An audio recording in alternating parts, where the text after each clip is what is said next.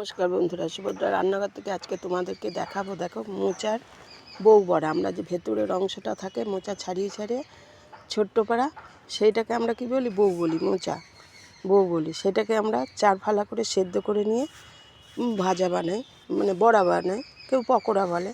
আজকে আমি তাই করব। কালকে মোচাটা খাওয়া হয়ে গেছে, আজকে আমি দেখো এটা সেদ্ধ করে রেখেছিল আমার বৌমা, সেটাকে আজকে আমি বড়া বানাবো।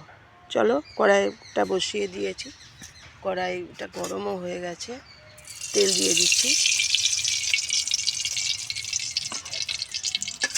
দেখো, বড়া বানাবো বলে বেসন, কাঁচা লঙ্কা কুচি, কালো জিরে, নুন, একটু সামান্য চিনি দিয়ে বেসনটা আমি গুলে নিয়েছি।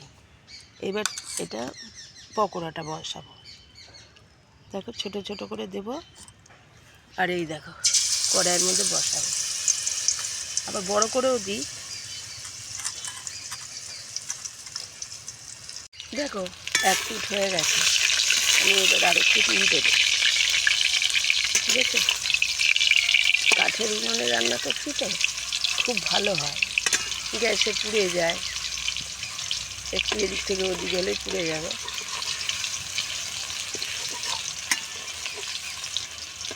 দেখো, বড়াগুলো হয়ে গেছে, লাল লাল করে ভেজে নিয়েছি, এবার আমি নামিয়ে ফেলছি।